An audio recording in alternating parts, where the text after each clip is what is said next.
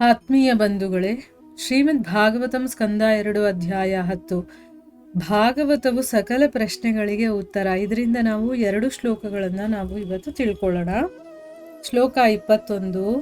ಯದಾತ್ಮನಿ ನಿರಾಲೋಕಮಾತ್ಮಾನಂ ಚ ದಿದೃಕ್ಷತಃ ನಿರ್ಭಿನ್ಯೇ ಹ್ಯಕ್ಷಿಣಿ ತಸ್ಯ ಜ್ಯೋತಿಶ್ಚಕ್ಷುರ್ಗುಣಗ್ರಹಃ. ಅನುವಾದ: ಹಾಗೆ ಪ್ರತಿಯೊಂದು ಅಂಧಕಾರದಲ್ಲಿದ್ದಾಗ ಭಗವಂತನು ತನ್ನನ್ನು ಮತ್ತು ಸೃಷ್ಟಿಯಾದ ಎಲ್ಲವನ್ನು ನೋಡಲು ಬಯಸಿದನು. ಆಗ ಕಣ್ಣುಗಳು ಪ್ರಕಾಶ ಉಂಟು ಮಾಡುವ ದೇವತೆಯಾದ ಸೂರ್ಯ, ದೃಕ್ಶಕ್ತಿ ಮತ್ತು ದೃಕ್ ವಿಷಯಗಳು ಎಲ್ಲವೂ ವ್ಯಕ್ತವಾದವು. ಶ್ಲೋಕ 22. ಬೋಧ್ಯಮಾನಸ್ಯ ಋಷಿಭಿರಾತ್ಮನಸ್ತಜ್ಜಿಗೃಕ್ಷತಃ ಕರುಣೌ ಚ ನಿರಿಭಿದ್ಯೇತಾಂ ದಿಶಶ್ರೋತ್ರಂ ಗುಣಗ್ರಹಃ. ಅನುವಾದ: ಮಹರ್ಷಿಗಳ ಅರಿವನ್ನು ಪಡೆಯುವ ಅಪೇಕ್ಷೆಯಿಂದ ಕಿವಿಗಳು, ಶ್ರವಣ ಶಕ್ತಿ, ಶ್ರವಣ ನಿಯಂತ್ರಕ ದೇವತೆ ಮತ್ತು ಶ್ರವಣ ವಿಷಯಗಳು ವ್ಯಕ್ತವಾದವು. ಮಹರ್ಷಿಗಳು ಭಗವಂತನ ವಿಚಾರವನ್ನು ಆಲಿಸಲು ಅಪೇಕ್ಷಿಸಿದರು. ಇವು ಶ್ಲೋಕಗಳು ಮತ್ತು ಅವುಗಳ ಅನುವಾದ. ಈಗ ಭಾವಾರ್ಥದ ಮೂಲಕ ನಾವು ಇದರ ಅರ್ಥವನ್ನು ತಿಳ್ಕೊಳ್ಳೋದಕ್ಕೆ ಪ್ರಯತ್ನ ಮಾಡೋಣ. ಹೋದ ಭಾಗದಲ್ಲಿ ಭಗವಂತ ಗಂಧವನ್ನು ಅಘ್ರಾಣಿಸಬೇಕು ಅಂತ ಇಷ್ಟಪಡ್ತಾನೆ. ಆಗ ನಾಸಿಕಗಳು ಮತ್ತು ಉಸಿರಾಟ ಇದೆಲ್ಲ ಉತ್ಪನ್ನವಾಗುತ್ತೆ. ಘ್ರಾಣೇಂದ್ರಿಯ ಅಂದರೆ ಯಾವುದು ವಾಸನೆ ತಗೊಳ್ಳೋದಕ್ಕೆ ಇದೆಯೋ ಇಂದ್ರಿಯ, ಅದು ಮತ್ತು ವಾಸನೆಗಳು ಇವೆಲ್ಲ ಅಸ್ತಿತ್ವಕ್ಕೆ ಬರುತ್ತೆ.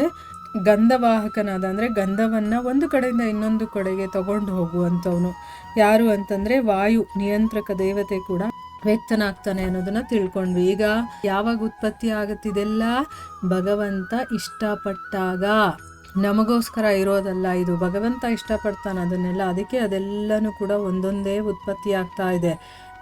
ಈಗ ಈ ಶ್ಲೋಕದಲ್ಲಿ ಏನು ಹೇಳ್ತಾ ಇದ್ದಾರೆ ಅಂತಂದರೆ, ಪ್ರತಿಯೊಂದು ಕೂಡ ಅಂಧಕಾರದಲ್ಲಿದ್ದಾಗ, ಅಂದರೆ ಈಗ ಈ ಒಂದು ಜಗತ್ತೇನಿದೆಯೋ ಅಂಧಕಾರದಿಂದ ಕೂಡಿರುವಂಥದ್ದು ಅಂತ ನಮಗೆಲ್ಲ ಗೊತ್ತಿದೆ ಅಲ್ವಾ.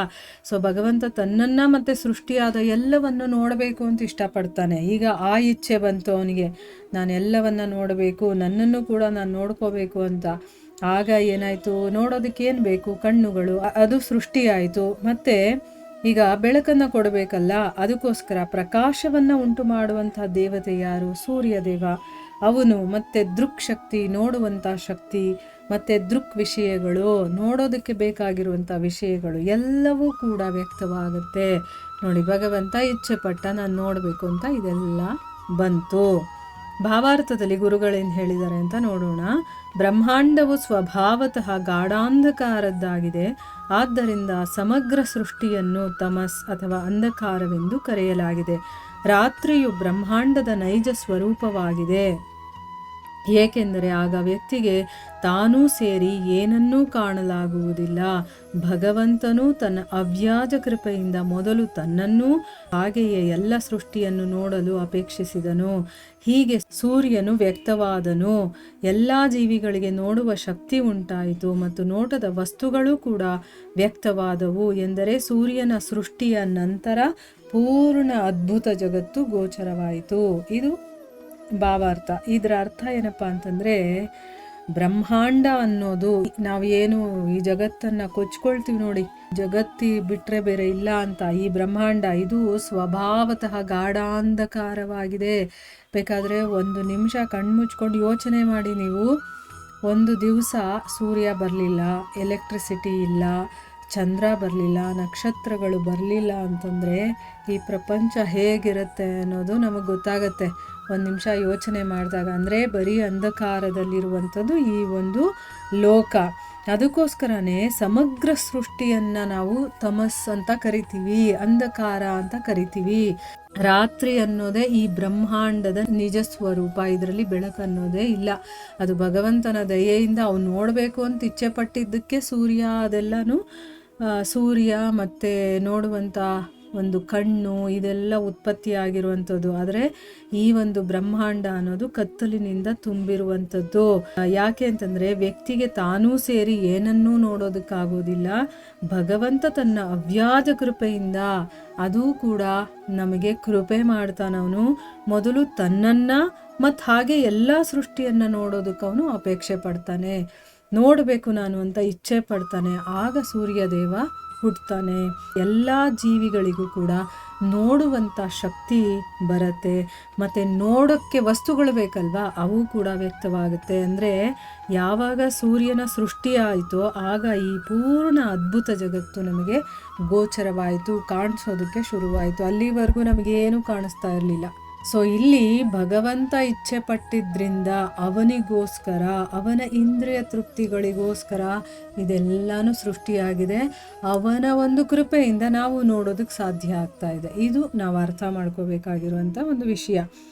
ಇನ್ನು ಮುಂದಿನ ಶ್ಲೋಕದಲ್ಲಿ ಏನು ಹೇಳಿದ್ದಾರೆ, ಮಹರ್ಷಿಗಳ ಅರಿವನ್ನು ಪಡೆಯುವ ಅಪೇಕ್ಷೆಯಿಂದ, ಮಹರ್ಷಿಗಳಿದಾರಲ್ಲ ಇವರು ಅದರ ಒಂದು ಜ್ಞಾನವನ್ನು, ಅರಿವನ್ನು ಪಡ್ಕೋಬೇಕು ಅಂತ ಇಷ್ಟಪಡ್ತಾರೆ. ಅದಕ್ಕೆ ಕಿವಿಗಳು ಶ್ರವಣ ಶಕ್ತಿ ಮತ್ತು ಶ್ರವಣ ನಿಯಂತ್ರಕ ದೇವತೆ, ಶ್ರವಣವನ್ನು ನಿಯಂತ್ರಣ ಮಾಡುವಂಥ ದೇವತೆ ಮತ್ತು ಶ್ರವಣಕ್ಕೆ ಬೇಕಾಗಿರುವಂಥ ವಿಷಯಗಳು ಇವೆಲ್ಲ ವ್ಯಕ್ತವಾಗುತ್ತೆ.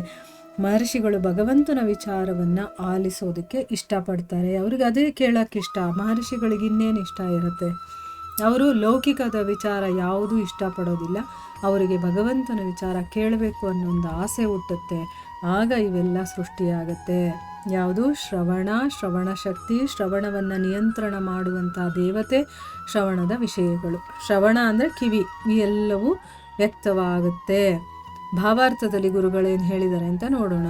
ಭಗವದ್ಗೀತೆಯಲ್ಲಿ ಹೇಳಿದಂತೆ ಜ್ಞಾನದ ಪ್ರಗತಿಯಿಂದ ಒಬ್ಬನು ಪ್ರತಿಯೊಂದರ ಸಾರಸರ್ವಸ್ವವಾದ ಪರಮಪ್ರಭುವಿನ ವಿಚಾರವನ್ನು ತಿಳಿಯಲು ಪ್ರಯತ್ನಿಸಬೇಕು. ಜ್ಞಾನವೆಂದರೆ ಭಗವಂತನ ನಿರ್ದೇಶನದಿಂದ ಕೆಲಸ ಮಾಡುವ ಪ್ರಕೃತಿ ನಿಯಮಗಳು ಅಥವಾ ಭೌತಿಕ ಜ್ಞಾನವಷ್ಟೇ ಅಲ್ಲ. ವಿಜ್ಞಾನಿಗಳು ಭೌತಿಕ ಪ್ರಕೃತಿಯಲ್ಲಿ ಕೆಲಸ ಮಾಡುತ್ತಿರುವ ಭೌತಿಕ ನಿಯಮಗಳನ್ನು ಕೇಳಲು ಕಾತರರಾಗಿರುತ್ತಾರೆ. ಆಕಾಶವಾಣಿ ಅಥವಾ ದೂರದರ್ಶನದ ಮೂಲಕ ತಮ್ಮಿಂದ ಬಹು ದೂರವಾಗಿರುವ ಇತರ ಗ್ರಹಗಳ ಮೇಲೆ ನಡೆಯುತ್ತಿರುವ ವಿಷಯಗಳನ್ನು ಕುರಿತು ಕೇಳಲು ಅವರು ಕಾತರರಾಗಿರುತ್ತಾರೆ. ಆದರೆ ಶ್ರವಣ ಶಕ್ತಿ ಅಥವಾ ಶ್ರವಣ ಸಾಧನಗಳನ್ನು ಭಗವಂತನು ಅವನಿಗೆ ನೀಡಿರುವುದು ಪರಮ ಆತ್ಮನ ವಿಚಾರ ಅಥವಾ ಭಗವಂತನ ವಿಚಾರ ಶ್ರವಣ ಮಾಡಲು ಎಂಬುದನ್ನು ಅವರು ತಿಳಿದಿರಬೇಕು.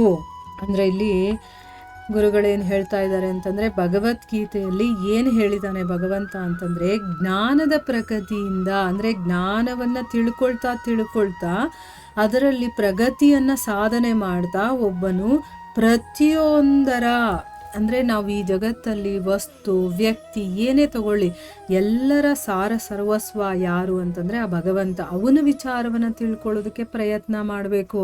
ಈಗ ಜ್ಞಾನ ಅಂದಿದ ತಕ್ಷಣ ಬರೀ ನಾವು ಈ ಒಂದು ಭೌತಿಕ ಪ್ರಪಂಚದಲ್ಲಿ ನಾವು ಕಾಣುವಂತಹ ಪ್ರಕೃತಿ ನಿಯಮಗಳು ಅಥವಾ ಭೌತಿಕವಾದ ಜ್ಞಾನ ಏನಿದೆಯೋ ಅಷ್ಟನ್ನು ಮಾತ್ರ ತಿಳ್ಕೊಳ್ಳೋದಲ್ಲ. ಈಗ ವಿಜ್ಞಾನಿಗಳು ಏನು ಮಾಡ್ತಾರೆ ಹೇಳಿ? ಈ ಭೌತಿಕ ಪ್ರಕೃತಿಯಲ್ಲಿ ಹೇಗೆ ಕೆಲಸ ನಡೀತಾ ಇದೆ, ಅದು ಹೇಗೆ ತನ್ನ ಕಾರ್ಯವನ್ನು ಮಾಡ್ತಾ ಇದೆ, ಭೌತಿಕ ನಿಯಮಗಳು ಏನಿದೆ, ಇದರ ಬಗ್ಗೆ ಕೇಳೋದಕ್ಕೆ ಅವ್ರಿಗೆ ತುಂಬ ಇಂಟ್ರೆಸ್ಟ್ ಇರುತ್ತೆ, ಕಾತರರಾಗಿರ್ತಾರೆ. ಮತ್ತು ಆಕಾಶವಾಣಿ, ದೂರದರ್ಶನ ಇದನ್ನೆಲ್ಲ ನೋಡಿದ್ದೀವಲ್ಲ, ಈಗ ಉಪಗ್ರಹಗಳನ್ನೆಲ್ಲ ಹಾರಾಡಿಸಿ ಬೇರೆ ಗ್ರಹಗಳಲ್ಲಿ ಏನು ನಡೀತಾ ಇದೆ ಅದನ್ನು ತಿಳ್ಕೊಳ್ಬೇಕು ಅನ್ನುವಂಥ ಇಚ್ಛೆಯನ್ನು ಇಟ್ಕೊಂಡಿರ್ತಾರೆ.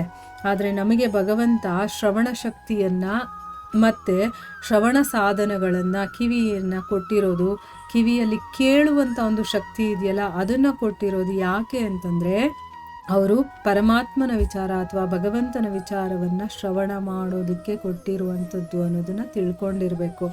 ಆದರೆ ನಾವೇನು ಮಾಡ್ತಾ ಇದ್ವಿ, ಅದನ್ನು ತಿಳ್ಕೊಳ್ಳೋದಿಲ್ಲ. ನಮಗೇನು ಇಷ್ಟ ಬರುತ್ತೋ, ನಮಗೆ ಭೌತಿಕ ವಿಚಾರ ಅಂತಂದರೆ ತುಂಬ ಇಷ್ಟ. ಇವ್ರ ಬಗ್ಗೆ ಮಾತಾಡ್ತಾರಲ್ಲ ಅದನ್ನು ಕೇಳೋದಕ್ಕೆ ಇಷ್ಟ, ಗಾಸಿಪ್ ಅಂತ ಹೇಳ್ತೀವಲ್ವ, ಅಂಥ ವಿಚಾರಕ್ಕೋಸ್ಕರ ನಾವು ಇದನ್ನು ದುರುಪಯೋಗ ಪಡಿಸ್ಕೊಳ್ತಾ ಇದ್ದೀವಿ. ಭಗವಂತ ಕೊಟ್ಟಿರೋದು ಯಾವುದಕ್ಕೋ ಅದಕ್ಕೆ ನಾವು ಯೂಸ್ ಮಾಡಿದಾಗ ಅದು ಸದುಪಯೋಗ ಆಗುತ್ತೆ. ಭಗವಂತ ಕೊಟ್ಟಿರೋದೇ ಬೇರೆ ವಿಚಾರಕ್ಕೆ, ಆದರೆ ನಾವು ಅದನ್ನು ಯೂಸ್ ಮಾಡ್ತಾ ಇರೋದೇ ಬೇರೆ ವಿಚಾರಕ್ಕೆ. ಅದು ನಾವು ಕೃಪಣರಾಗ್ಬಿಡ್ತೀವಲ್ಲಿ. ದುರದೃಷ್ಟದಿಂದ ಲೋಕ ವ್ಯವಹಾರಗಳ ತರಂಗಗಳನ್ನಾಲಿಸಲು ಶ್ರವಣ ಶಕ್ತಿಯನ್ನು ದುರುಪಯೋಗ ಪಡಿಸಿಕೊಳ್ಳಲಾಗುತ್ತಿದೆ.